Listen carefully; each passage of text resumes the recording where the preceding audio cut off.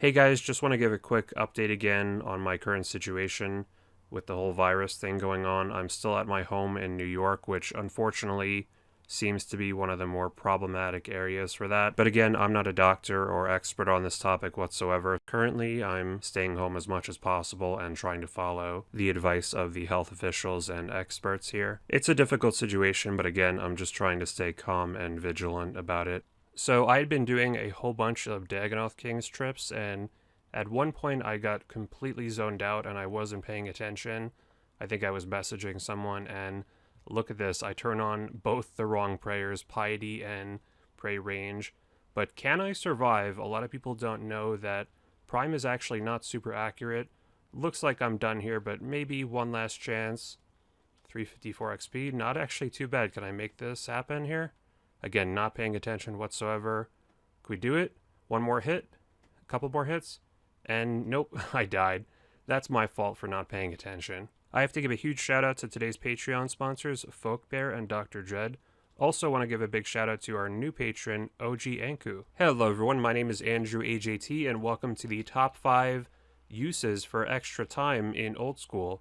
Now, it's no secret that there is a ton of people playing right now, 125,000, which is quite a high number. So if you're one of these people that has their real life situation figured out right now and you're home and you have a little bit more time to play, I have a few suggestions on some fun short-term goals that you can go for. Now, I did a video series, 2 parts, a while back, the critical goals in Old School, and those talk about more long-term goals, like kind of overarching things you should be doing for your account. Those are great for the long term, but today I'm just going to pick some more random, small, fun, short-term things that you can be doing that actually will improve your account as well. So one really fun side goal to work on is clue scrolls.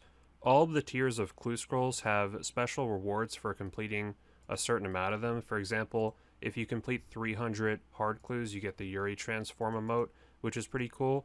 And it's really not that hard to get clues. Like, for example, elite clues, you can do Barrows or also wear a Ring of Wealth imbued and do Venenatus or Callisto. Hard clues, you can kill Hellhounds with a Ring of Wealth imbued in the Wilderness. Medium clues, you could use Eclectic Implings like I'm doing now. It's really good to have a little tab. You can use RuneLite actually to create custom tabs. Here is the medium clue tab I have, just stamina potions, common teleports, quick teleport to a bank, a spade, more impling jars. So it's good to have a little preset for each clue, and you can also fill in the stash units to do the emote clues very quickly. Clue scrolls are easier and faster than they've ever been because of all the plugins we have access to now, and even though they're not technically the best GP per hour or like the most efficient use of your time, they are pretty fun to go for, and who knows, you could get lucky as well.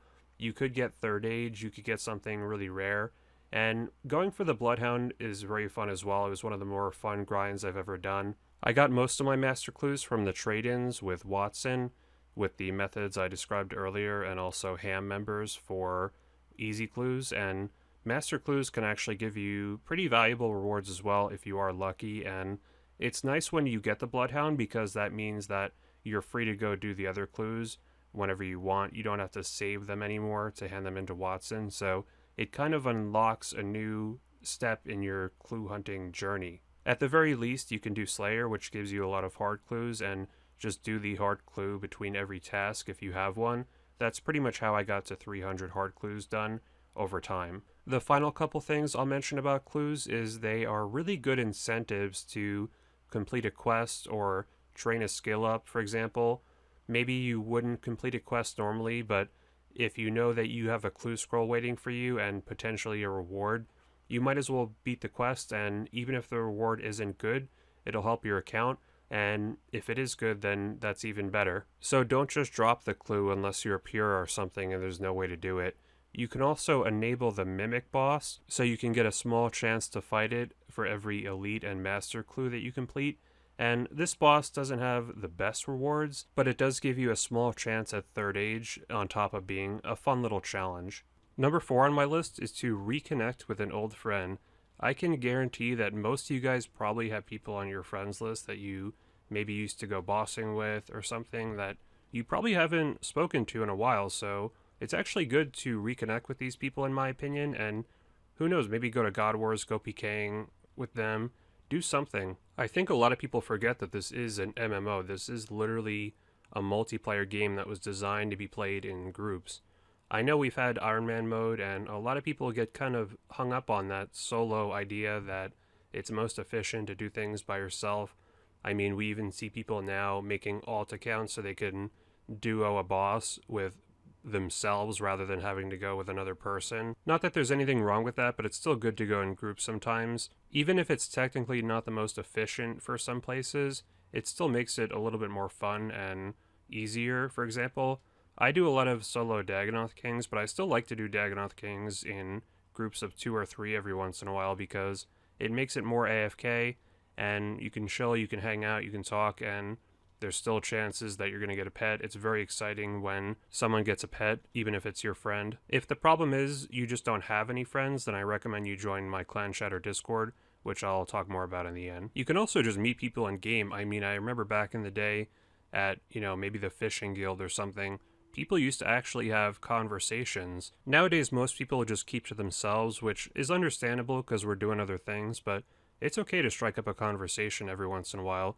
Of course, you got to be safe about who you're talking to and your private information, but in general, be friendly with people. Number 3 is to play some mini games, both for fun and some of the more lesser known rewards. For example, right now on Barbarian Assault, I'm working on getting level 5 in all the roles, because that is a requirement for the Kandarin Diary. There's a lot of mini game rewards like that actually, that are not necessarily critical, but they're nice to go for if you have some extra time. Like, I don't necessarily need to do the Kandarin Elite Diary. It wouldn't change my account that much, but hey, it's an extra 50k XP lamp, it's more teleports to Sherlock, and Barbarian Assault is actually a very fun minigame if you have a good team. And there's a lot of minigames to choose from. I mean, if you just look at the minigame tab in-game, you have so many choices. You could also do Fishing Trawler for the Angler outfit. You could do Temple Trekking for the Lumberjack outfit. Little things that do help your account even though they're not vital. If you really want to waste some time, you can go for the Champions Challenge in the Champions Guild. Say that 10 times fast. The Champions scrolls are very, very rare, and there is actually fun methods to go for them that involve cannons or even going to the wilderness or Slayer. I've seen people go for that just for completionist purposes, and it looks like a pretty fun thing to do. Especially now that they have the Champions Cape, there is actually a very nice way to show off that you did complete the challenge. Another fun little minigame type goal is to get the Cat Training Medal, which is a really cool cosmetic amulet. I really like the look of this, so if you go to West Arty, right here in this house, there is 2 rats, and I recommend you bring a wily Hellcat, but a normal cat will work as well. But if you do rat catchers, you can turn your cat into a wily one and just chase with the cat, and the cat will almost always be successful. If it's a wily cat, about 70%. Once you catch 100, you'll get a little message, and you can talk to Gertrude for your cat training medal, which doesn't give any stats, but again, I think it's a nice little goal. Number 2 is to go for an annoying skill goal that you've kind of had in the back of your mind. I know I have these all the time. For example, I've been meaning to get 90 agility. A big one for a lot of people is 77 rune crafting, because this unlocks blood runes, which I'm doing now, which are extremely AFK. It's one of those skill goals where once you get it, it's so good.